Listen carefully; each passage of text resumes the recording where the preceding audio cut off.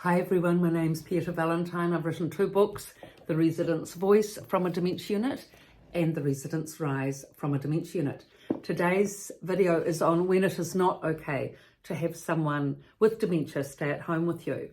Now, lots of people again will be giving lots of opinions. There's lots of assessments out there, cognitive tests, activities of daily living tests, other tests, you may well have been put through with the medical establishment or your doctor, all of which play a part. But at the end of the day, it's you with the person or the family with the person with dementia looking after them.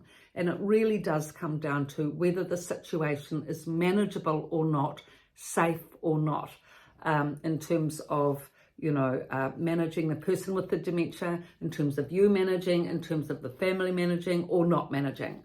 But I will go into some of the signs in terms of, when it becomes not manageable, because of when it becomes not manageable, that is the time that you need to think about,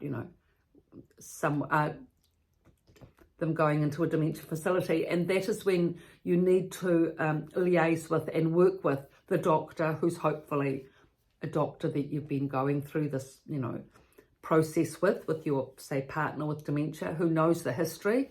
That's so helpful. You say a family doctor.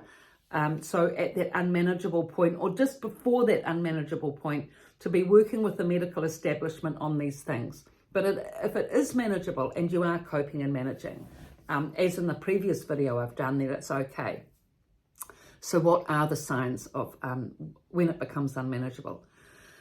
I think one of the biggest signs of when it becomes unmanageable is when the person has an anger problem. And when you are trying to put in place things like, a secure box, maybe locked, top of the wardrobe in the garage, whatever, where all the valuables are, like the keys and passports and medication, so that they're not, put in all different places all around the house, maybe even in the rubbish bin, and you having to delve around and find out where they've been, thrown. That's extremely stressful and anxiety provoking. And no doubt you've got tons on, more than enough on, looking after the person without having to go through, finding where the valuable things are. So it needs to be that the person you're looking after accepts that. They need to accept that now they're not driving, that they can't drive. No doubt you've tried to explain to them in a nice way that they can't drive. Maybe get the doctor to explain it to them. Maybe get another family member to also explain it to them if it's getting too much for you. Try and dish it out a bit. But at the end of the day, they need to accept that they're not driving, that the medications you're looking after, etc. And, okay, there might be a bit of angst initially, and maybe you can put up with that. Of course, you'll probably need to. But if it's an ongoing fury of that person just getting angrier and angrier, and, you're trying to look after them as well, I mean, that's just becoming more and more unmanageable, isn't it? Okay, so the doctor might give them a little bit of medication, to calm them down. But if that's still not working, then it's becoming more and more of a precarious situation. So that's one thing. The second thing is direction orientation. That's a huge thing, a person getting lost. So lots of people with dementia get direction orientation, as do people when they have strokes as well. So they'll take off out of the house, off onto the road, don't know where they are, highways, byways, danger, cars, no orientation. You can imagine how dangerous that is. So, security needs to be put in place with your property. If there's a backyard, it needs to be a secure fence situation. If it's in the house, unfortunately, you'll need to lock the front door. Sad, difficult. If the person's likely to wander, especially like if you're going out for the shopping or to get necessities, they can't just go wandering out when you're out, and get lost. You'll have to make sure that they stay inside and that they're prepared to stay inside, and accept those secure measures. Otherwise, if they don't accept those secure measures, they could well be going to a more secure facility, like a dementia facility. And hard though it is to explain all this, you just need to sit down and say, look, whether it's your husband saying, just explain, look, dear, I'm going out for shopping.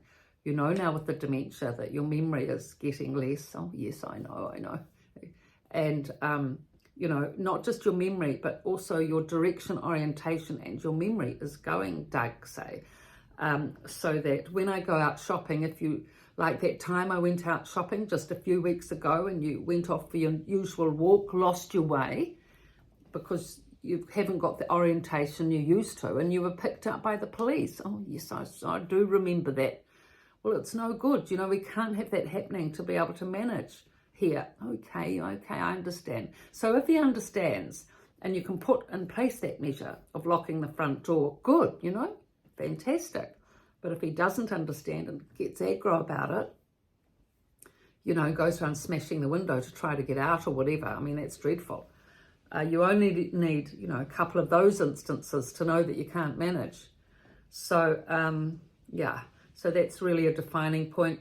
Another point, as I've mentioned in the last video, is if the person insists on cooking, you know, putting something on the stove and forgetting about it, and, you know, the risk of the house going up in flames, or turning on the bath when you're out and forgetting that the bath's water is overflowing and flooding the house. You only need a couple of instances of that too, and the person refusing to abide with you with the measures that you put in place to know that it's becoming an unmanageable situation. So you will know yourself too what you can manage. I mean, we all have a limit, don't we? A personal limit, and some of us have different personal limits in different areas, you know, like, and things that we can cope with. And, you know, and also people with dementia vary in their emotional state. Some people are sweet and kind and loving. They might be depressed or a bit anxious, but they're much easier to deal with than someone that's aggressive and angry. So that's definitely going to affect my ability to be able to manage someone or not, depending on their emotional capacity or state.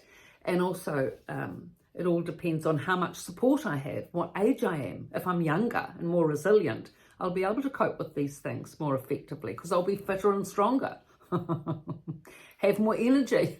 If I've got supportive friends that can help me, fantastic. Maybe my husband's got a male friend who comes round every second day to take him out for a walk, to get rid of his aggression so it can help me out, you know, coping with him at home.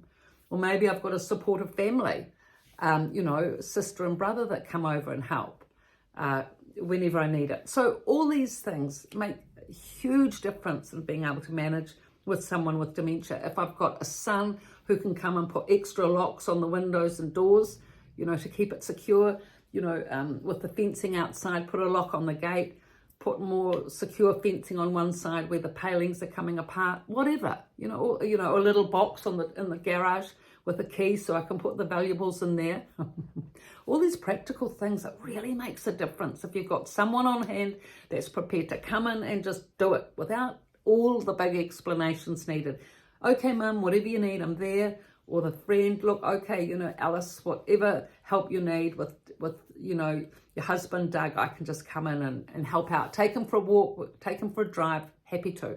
Fantastic. So if you've got that in place, that is when you can manage much more easily than if you haven't got those supports in place and these things around safety, around being lost, around losing orientation, around stuff, you know, to do with the kitchen and you know, things on the stove.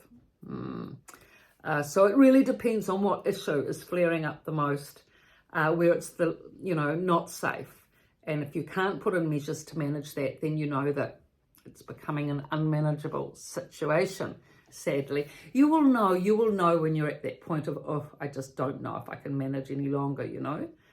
Because it's up to the carer, isn't it, at this point? Not so much the person with dementia, because they are as they are, but as to whether you as the main carer can manage it or not, and for what length of time. You know, oh God, I don't know if I can manage this for another day. Well, then you know it's getting to the point of, you know, that unmanageable point. And you'll really need to go to the doctor and discuss it and get things put in place. So thank you for your likes and your subscriptions. Please pass on these links to people that need this help with dementia. Thank you.